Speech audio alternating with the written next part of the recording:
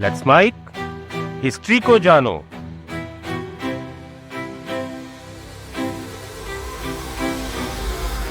आज मैं आपको एक ऐसे इंसान की कहानी सुनाने जा रहा हूं जिसके नाम से पूरी दुनिया कांप उठती थी। एक ऐसा शख्स जिसने अपने भाई को सिर्फ एक मछली के लिए मार डाला और फिर आगे चलकर 4 करोड़ लोगों की मौत का जिम्मेदार बना। जी हां दोस्तों, 4 करोड़, उस जमाने की पूरी दुनिया की 10% आबादी। सोच कर देखिए, एक आदमी, एक तलवार और दुनिया के 10% लोगों का सर्वनाश। लेकिन सवाल यह नहीं है कि कितने लोग मरे, असली सवाल यह है कैसे मरे, और यही कहानी का सबसे डरावना हिस्सा भी है। आज मैं आपको चंगेज खान की क्रूरता के 7 ऐसे तरीके बताऊंगा जो आपकी रूह कपा देंगे। ये वो कहानियां हैं जिन्होंने मध्य एशिया से लेकर पूर्वी यूरोप तक की धरती को खून से नहला दिया, और इसी क्रूरता की बदौलत खड़ा हुआ था दुनिया का दूसरा सबसे बड़ा साम्राज्य, 12 मिलियन स्क्वायर किलोमीटर का विशाल मंगोल एम्पायर।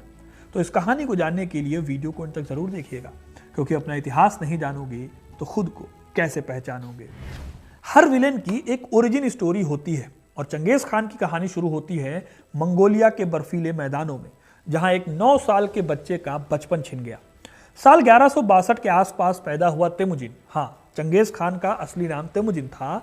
सिर्फ 9 साल की उम्र में उसके पिता को जहर दे दिया गया, और उसके बाद उसके अपने ही कबीले ने उसकी माँ और बच्चों को बेसहारा छोड़ दिया। चंगेज खान मजबूर था जंगली जड़ों, चूहों और छोटे जानवरों का शिकार करके खाने पर।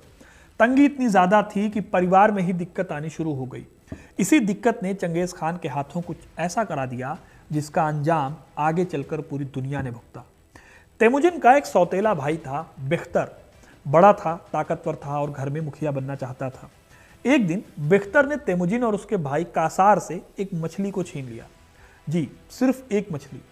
इससे लगा कि कल को बेख्तर मुखिया का पद छीन लेगा, और क्या पता कल को भविष्य में चंगेज खान को मार भी दे। इसीलिए जब बच्चों के खेलने कूदने के दिन होते हैं, उस उम्र में तेमुजिन ने अपने भाई कासार के साथ मिलकर तीर कमान से बेख्तर को मार दिया। अब हैरानी की बात यह है कि बेख्तर ने अपनी जान बख्शने की भीख मांगी और सरेंडर भी कर दिया था, लेकिन तेमुजिन ने कोई दया नहीं दिखाई। दोनों ने उसे तीरों से मारकर तुरंत खत्म कर दिया। ये पहली वायलेंट एक्टिविटी थी चंगेज खान की। एक छोटी सी कहानी जो शुरू हुई थी एक छोटी सी बात से, वो आगे चलकर पूरी दुनिया के लिए एक खतरनाक मैसेज बन गई। मैसेज कि चंगेज खान सत्ता पाने के लिए और जिंदा रहने के लिए किसी भी रिश्ते को तोड़ सकता है। इस क्रूरता ने उसे भविष्य के चंगेज खान के रूप में ढालना शुरू कर दिया, जो अपने रास्ते में आने वाले हर विरोध को कुचल देने के लिए तैयार था। फिर तमाम मुश्किलों से निकलते हुए चंगेज खान ने सभी मंगोल जनजातियों को इकट्ठा किया, और साल 1206 में एक बड़ी सभा, जिसे कुरुलताई कहा जाता है, वहां पर चंगेज खान की उपाधि उसे दी गई। इस उपाधि का मतलब था यूनिवर्सल रूलर। इस तरह एक ऐसे आदमी को प्रॉपर ताकत मिली जिसके पास बचपन से ही अपनी पर्सनल मुश्किलों से सींची हुई क्रूएल्टी यानी क्रूरता थी। तो अपने इन एक्सपीरियंसेस को चंगेज खान ने कैसे इस्तेमाल किया, आइए जानते हैं। चंगेज खान की क्रूरता का सबसे डरावना पहलू था उसकी पॉलिसी, जिसमें वो कंप्लीट मैसेकर का आदेश देता था। यह ऐसा आदेश होता था जिसमें मतलब साफ था, एक भी इंसान जिंदा ना बचे, न मर्द, न औरत, न बच्चे, कोई नहीं। सेना को पूरी आजादी होती थी अपने तरीके से शहर को नरक बना देने की। इसका एक एग्जाम्पल देखना है तो आप ईरान के निशापुर शहर के डिस्ट्रक्शन यानी विनाश को देख सकते हैं। निशापुर, बल्ख, मर्द और हेरात, ये सारे शहर खुरासान प्रांत के 4 महान शहरों में से एक थे। हुआ यह कि अप्रैल 1221 में मंगोलों ने निशापुर को घेर लिया। निशापुर के सैनिकों ने बहादुरी से लड़ाई भी लड़ी, लेकिन इस लड़ाई में चंगेज खान का एक पसंदीदा दामाद मारा गया। उसकी मौत से चंगेज खान की बेटी गुस्से से पागल हो गई, और उसने मांग की कि पूरे शहर को समतल कर दिया जाए, यानी कि कुछ भी बचने ना पाए। और फिर यही हुआ। चंगेज खान ने सेना को फ्री हैंड दिया। सेना ने ऐसा नरसंहार किया कि पूरे शहर में सिर्फ 400 श्रमिक बच पाए। बाकी की 1,70,000 की आबादी को मार दिया गया। इतिहासकार जुवैनी के अनुसार लाखों नागरिकों को शहर से बाहर निकालकर खुले मैदान में मारा गया। सबसे भयानक इस कत्लेआम का तरीका था, मंगोल सैनिक शहर की हर गली, हर घर की तलाशी लेते थे। बराबरी का कॉन्सेप्ट था। महिलाएं, बच्चे, मर्द और नवजात शिशु सबको मार दिया गया। बचे हुए लोगों को अंडरग्राउंड छिपने की जगहों से निकाला गया। मलबे के ढेरों से निकाला गया। शवों के गट्ठों में जो लोग बच गए थे उनको ढूंढ कर निकाल कर उनका सिर कलम कर दिया गया। मंगोलों ने निशापुर में जिन लोगों के सिर कलम किए थे उनकी खोपड़ियों के 3 पहाड़ बनाए गए, मर्दों के, महिलाओं के और बच्चों के लिए, सबके लिए एक एक पिरामिड। कहानियां कहती हैं कि शहर के कुत्तों, बिल्लियों और कीड़े मकोड़ों तक को खत्म कर दिया गया। अब जाहिर है कि यह काम बदला लेने के लिए तो नहीं किया गया। इस काम का एक ही मकसद था, पूरी दुनिया को चंगेज खान के खौफ से रूबरू कराना। यह बताना कि मंगोलों का विरोध करने का मतलब है अपनी पूरी कम्युनिटी का खात्मा करना। लेकिन ये बस एक एग्जाम्पल है, अभी बस वीडियो शुरू हुआ है। चंगेज खान ने यह भी इंश्योर किया कि उसके खिलाफ जो भी जाए उसका अंजाम पूरी दुनिया देखे। और यह मैं क्यों कह रहा हूं वो आपको अभी पता चल जाएगा। साल 1219 में चंगेज खान ने एक ऐसे कारनामे को अंजाम दिया जिसने पूरी दुनिया को हिला कर रख दिया। इस साल उसने ख्वारिज्म साम्राज्य पर हमला किया। दरअसल चंगेज खान ने ख्वारिज्म से दोस्ती करनी चाहिए। उसने ख्वारिज्म के शासक शाह मोहम्मद द्वितीय के पास व्यापार बढ़ाने के लिए एक बड़ा व्यापारी काफिला भेजा, लेकिन ख्वारिज्म के गवर्नर ने उस काफिले को लूट लिया और सभी व्यापारियों को मार डाला। जब चंगेज खान ने न्याय की मांग करते हुए अपने दूत भेजे तो ओतरार के गवर्नर इनालचुक ने इन मंगोल राजदूतों को मार डाला।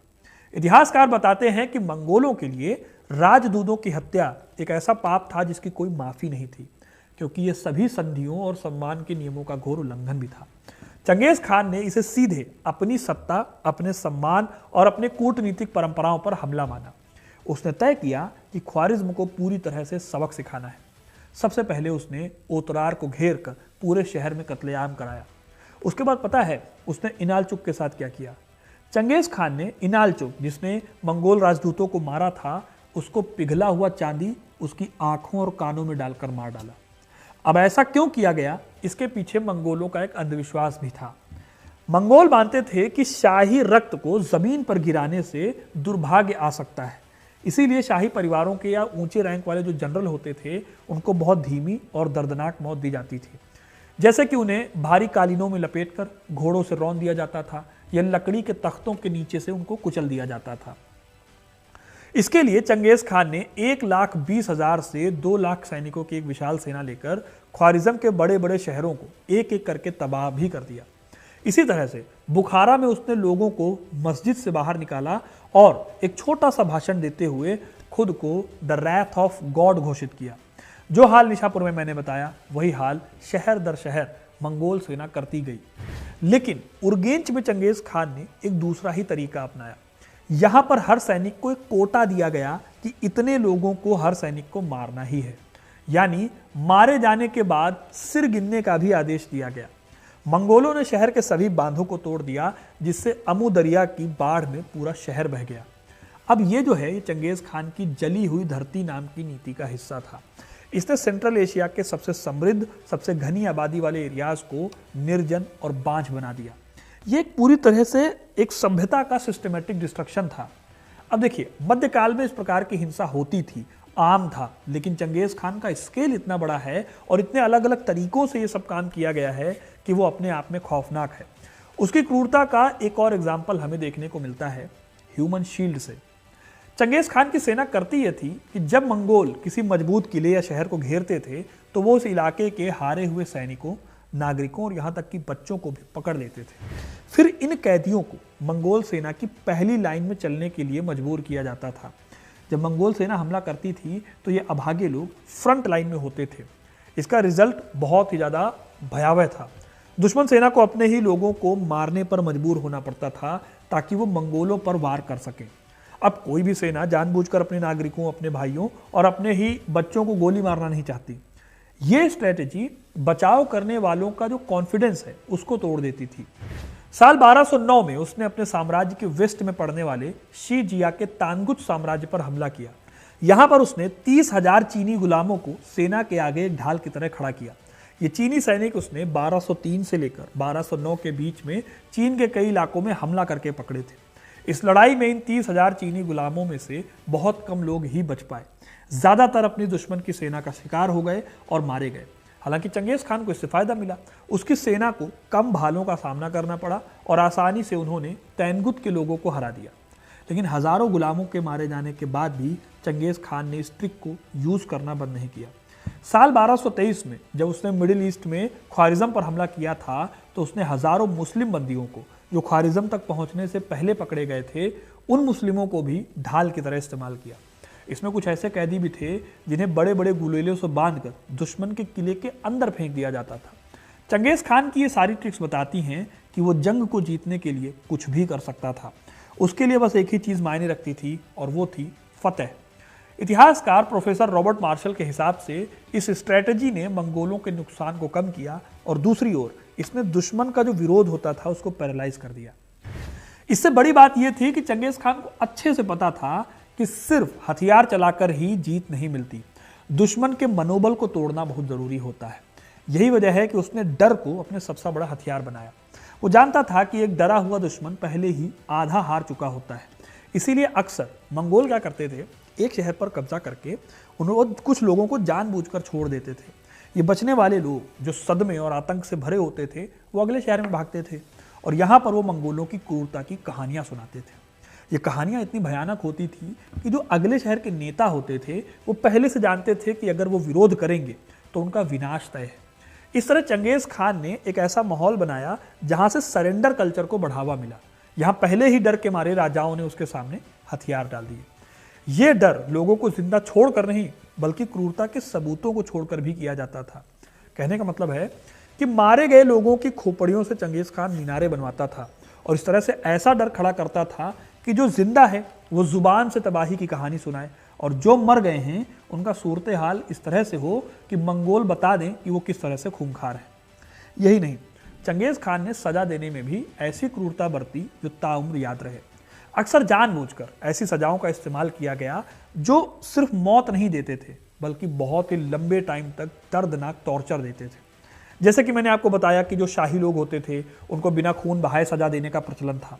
इन लोगों को या तो लकड़ी के तख्तों के नीचे रखकर तब तक कुचला जाता था जब तक कि वो मर न जाए, या फिर उन्हें एक भारी कालीन में लपेटकर घोड़ों के ऊपर रौंद दिया जाता था। दूसरी कुछ सजाएं थी जिसमें इंसान को उबालना या धीमे धीमे दम घोटकर मारना भी शामिल था। ये सब वो तरीके थे जिसने ये मैसेज दिया कि चंगेज खान का गुस्सा भयानक है और ये मौत से भी कहीं ज्यादा खतरनाक हो सकता था।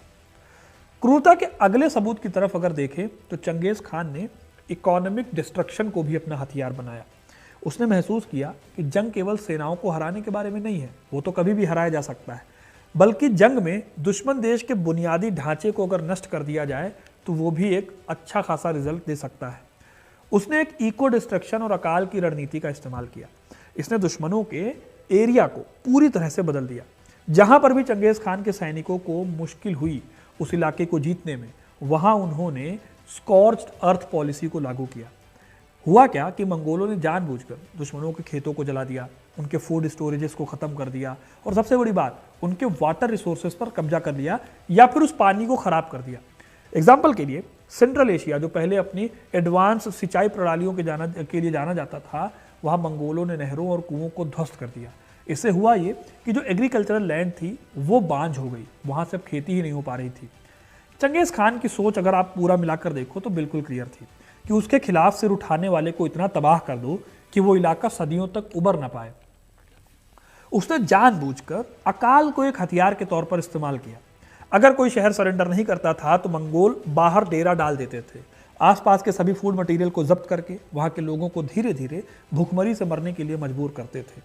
इतिहासकार पॉल रेचनस्की बताते हैं कि इस नीति का परिणाम बहुत भयानक था, इतना भयानक था कि इसने न केवल लोगों को मारा बल्कि उन इलाकों की एग्रीकल्चर की जो प्रोडक्टिविटी थी उसको भी खत्म कर दिया। कुछ इतिहासकारों का मानना है कि चंगेज खान की इस पॉलिसी का इम्पैक्ट आज भी सेंट्रल एशिया की क्लाइमेट और इसकी पारिस्थितिकी पर देखा जा सकता है। इस तरह चंगेज खान ने अपनी क्रूरता से ऐसा इतिहास लिखा जिसके बारे में एक वीडियो में बता पाना मुश्किल है। आखिर में आपको बताऊं तो अगस्त 1227 में चंगेज खान की मृत्यु हो गई।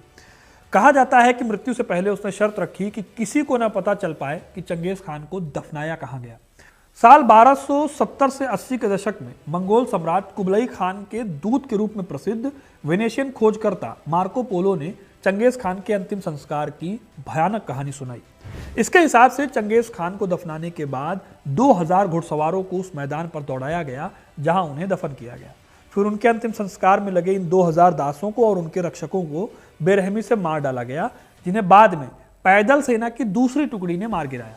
इसके बाद ये सैनिक कब्रिस्तान से दूर ग्रामीण इलाकों से होते हुए आगे बढ़े और रास्ते में आने वाले हर व्यक्ति को इन्होंने मार डाला, ताकि उनकी प्रेजेंस का कोई निशान या उनके रास्ते का कोई गवाह ना बचे। आखिर में अपने अड्डे पर लौटने पर इस अंतिम समूह ने भी सुसाइड कर दिया। हालांकि इस बात पर विवाद है कि उनको दफन करने वाले लोगों की हत्या हुई या नहीं, लेकिन इतना तो तय है कि चंगेज खान अपने भाई को मारकर क्रूरता की इस जर्नी पर चला था और अपने मरने तक इस क्रूरता को उसने नहीं छोड़ा। उसकी विरासत इतिहास के पन्नों पर खून से लिखी गई ऐसी कहानी है जो हमें हमेशा याद दिलाएगी कि ताकत और आतंक का मेल कितना ज़्यादा विनाशकारी हो सकता है। तो दोस्तों, ये थी कहानी चंगेज खान के आतंक की। आपको कहानी कैसी लगी कमेंट करके ज़रूर बताइए। वीडियो को लाइक और शेयर करना ना भूलें और ऐसी इंटरेस्टिंग कहानियों के लिए, इतिहास से जुड़े रहने के लिए हिस्ट्री कनेक्ट को सब्सक्राइब जरूर करें। धन्यवाद।